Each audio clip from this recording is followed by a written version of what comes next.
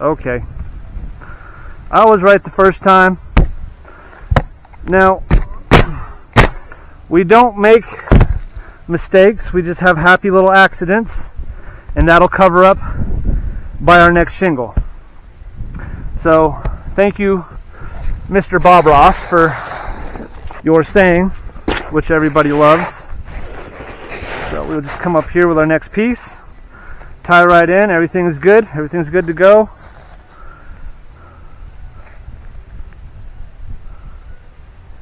Looks good to me.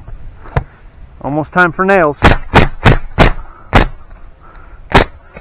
Now there's several different ways to nail a shingle. You can do 2 over here and 2 over here. You do 3 and 3. You can do 3 and 2. I just like to put 6, spaced equally all the way across, because that's just how I like to do it.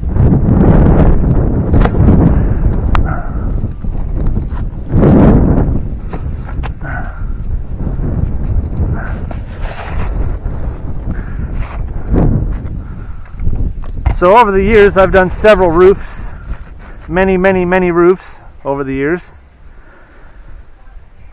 And, you know, I'll have a half a bundle left over here, or half a bundle left over there, maybe a bundle or 2 left over here or there. Homeowner won't want it. So, what's the guy to do? Oh, we're shooting blanks. So what's the guy to do other than take it home and hoard it? Right? So that's what makes this all possible. Is just saving up all your scraps, all your bits, all your pieces. Now when we get up to the top of this thing, I don't think I've got enough in the same color to make it all the way to the top, so we may have to switch tone of gray or even to a brown. But the purpose and why we're doing this will be served, and that's to keep things dry and out of the elements. So sometimes, who cares what it looks like?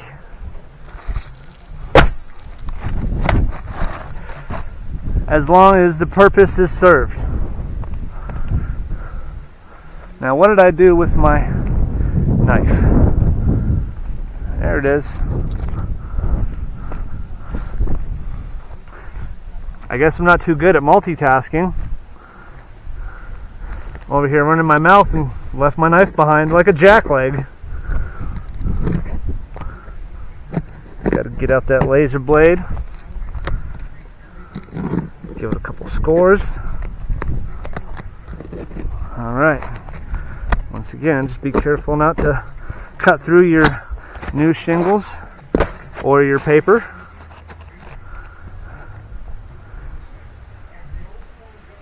There we go.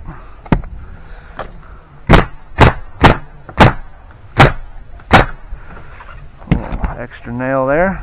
Okay. Now let's start back over here. It looks like we can start out with this little scrap piece, and it'll line up right there with that one.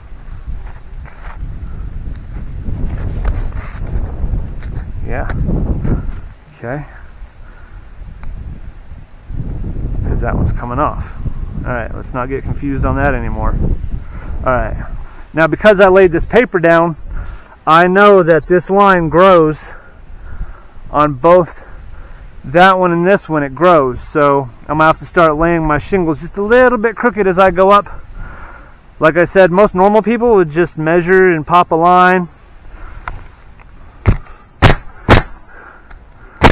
but I like to just, you know,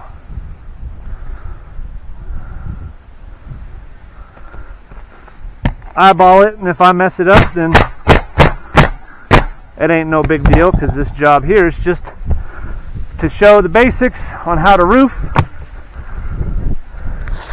how to install shingles. Oh my goodness, now what in the world is the probability of that right there, I don't have to cut that one. So that's a pretty good, right there, looks good to me.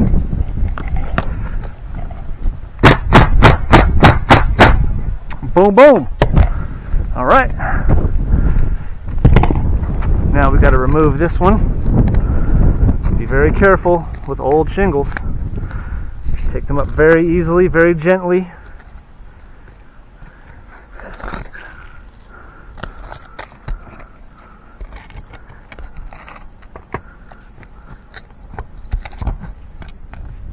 Alright.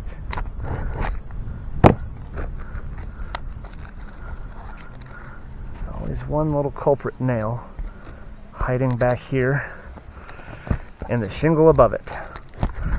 Stuck in the very top of it. There we go. Okay. Throw the scraps to the side.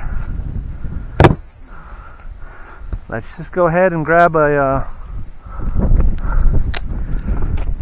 scrap piece, because that's, that's what we do. There's a nail up in there, and I don't want to have to pull up another shingle because that nail, so we're just going to cut out a little contour and go around that little nail just like that.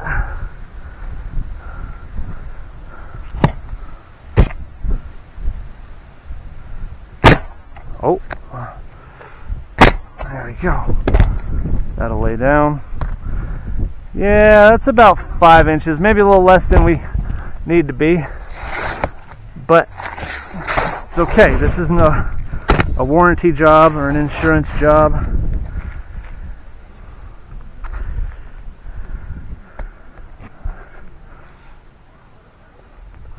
But I'll let you know, if ever there was an insurance claim, an insurance adjuster come out here to do a warranty on the roof, and he were to find something where the cracks are closer than 6 inches together, that would completely void the warranty.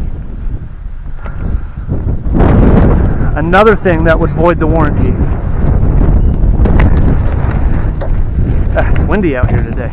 Another thing that would void the warranty is if they found nails below your white line. So if your installer is a jackleg and you've got nails below the white line, over a certain amount of them,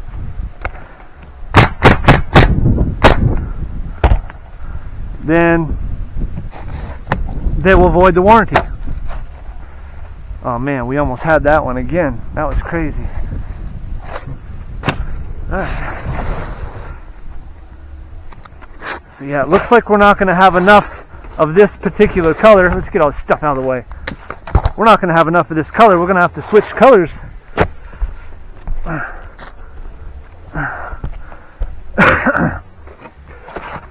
Alright.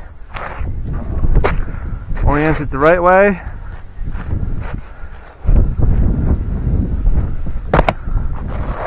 Okay, line it up.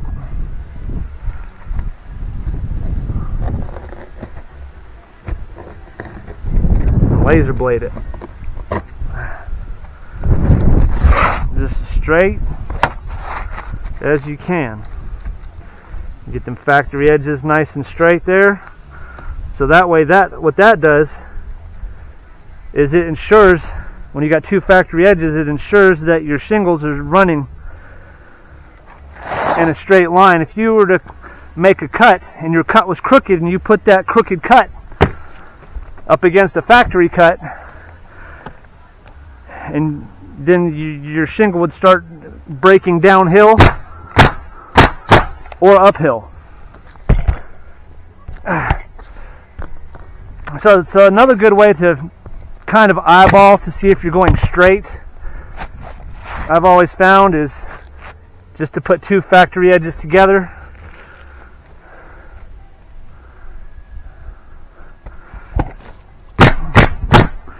And this one here, keep that nail away from there. Now in this particular case, we're going one row at a time. As you've noticed, a lot of people do their stair steps. You know, stair steps are good. We can do stair steps also. But there's not enough runs here to really do stair steps. And I'd much rather cut one shingle at the end than have to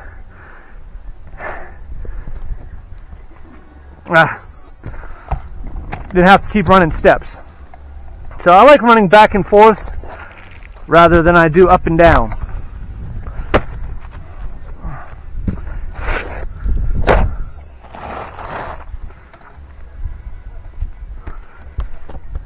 Right there, a little laser blade straight down.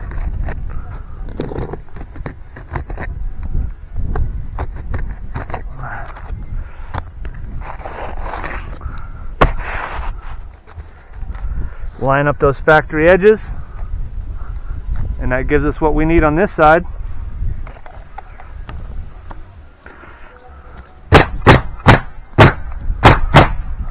Alright, now just out of curiosity, we're going to come over here with our tape measure, and we're going to measure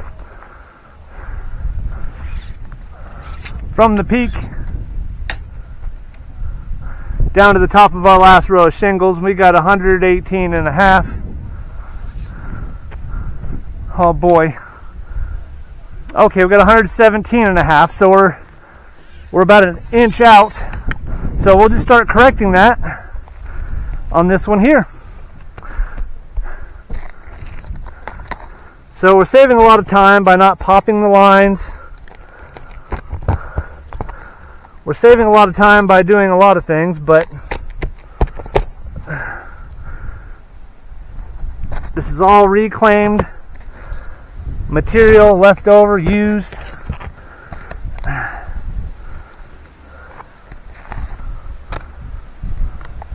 Some extra 3 tabs there. In case I broke some old 3 tabs, I brought up some extras. I had to do some repairs on these and didn't know how fragile they were. It's always good to, if you're ever doing a repair on a 3 tab, or well, tying into a 3 tab, or it doesn't matter what you're doing, whatever you're tying into, it's good to have extra of that color, that style, that type, so you can make what I would call touch-ups if one breaks or snaps.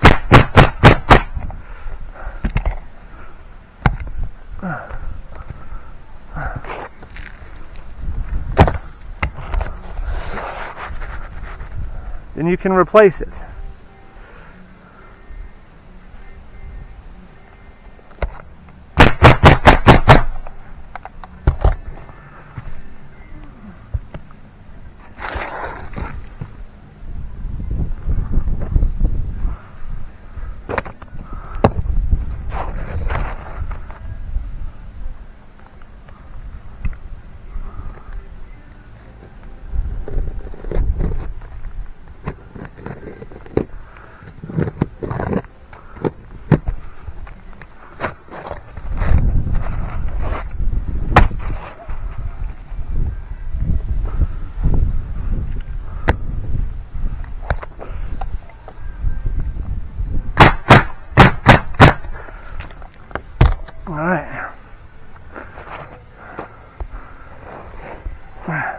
I need to start using these.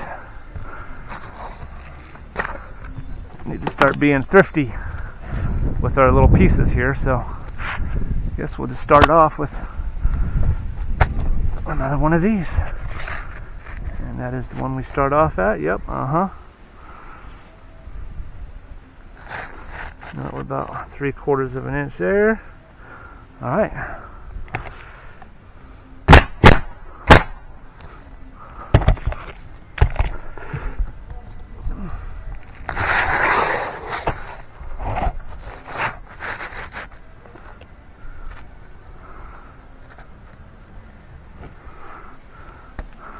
Now remember, we are gaining gaining in size. So we're going to come downhill on our right side just a little bit, make up for that 117 and a half that we are over here on this side. Okay, right here we can use one of our little scrap pieces, and we'll just throw in a scrap piece right here.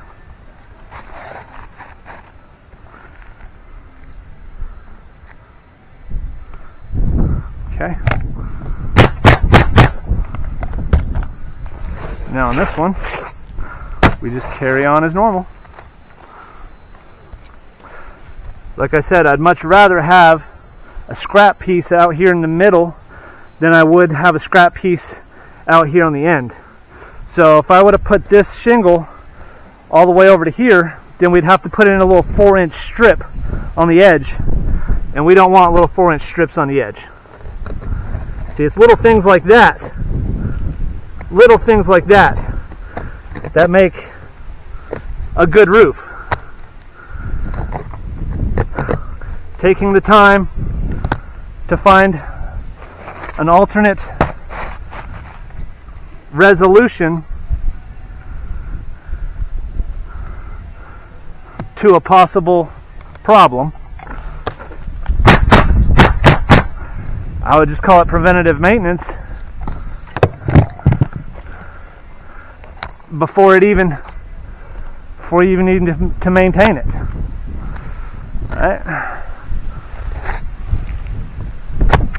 All right, so now we come here.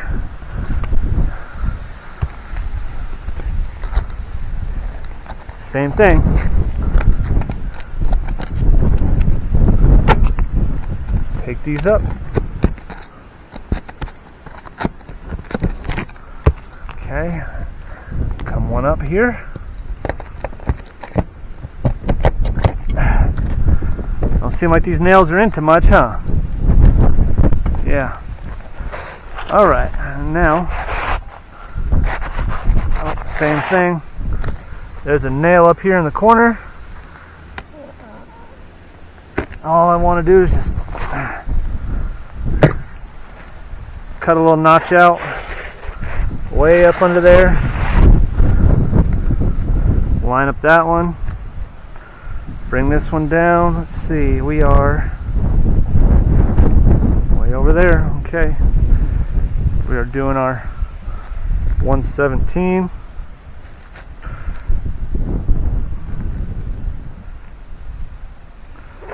Alright. Making up for that 117. Alright. Oh, we might have a problem right here. Let's see. Nah, we got a good 7 inches there. Okay. Good.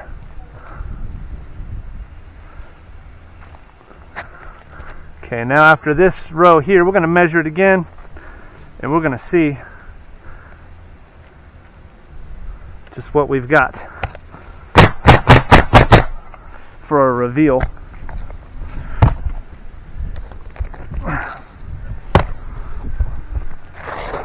Okay, we'll flip it over.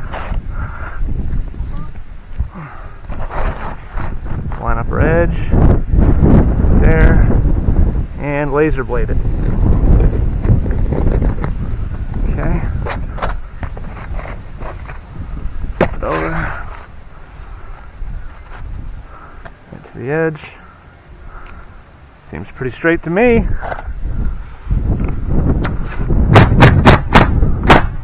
Alright. Back over here. Let's go ahead and measure.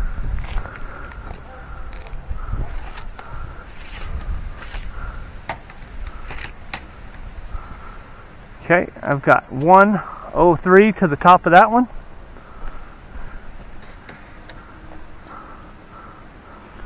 No, 104 to the top of that one. What did we do? We overcorrected, huh? Oh, this is going to look great.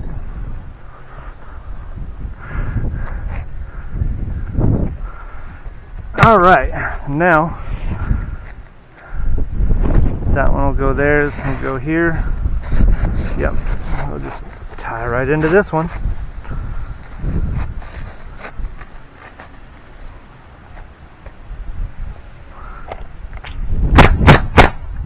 Yeah, good enough there.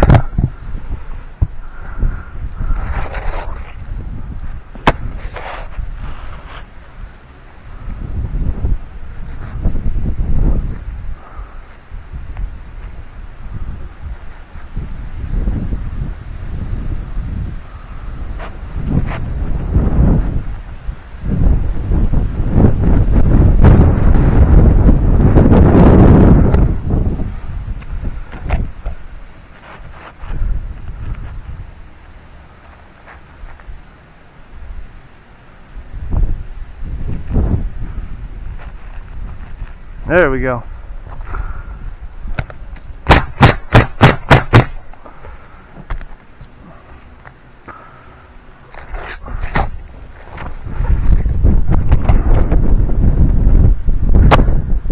Oh, must be about time for some nails. Alright, okay, well, gotta put in another piece. Got room for a piece? Yes, we got room for a piece.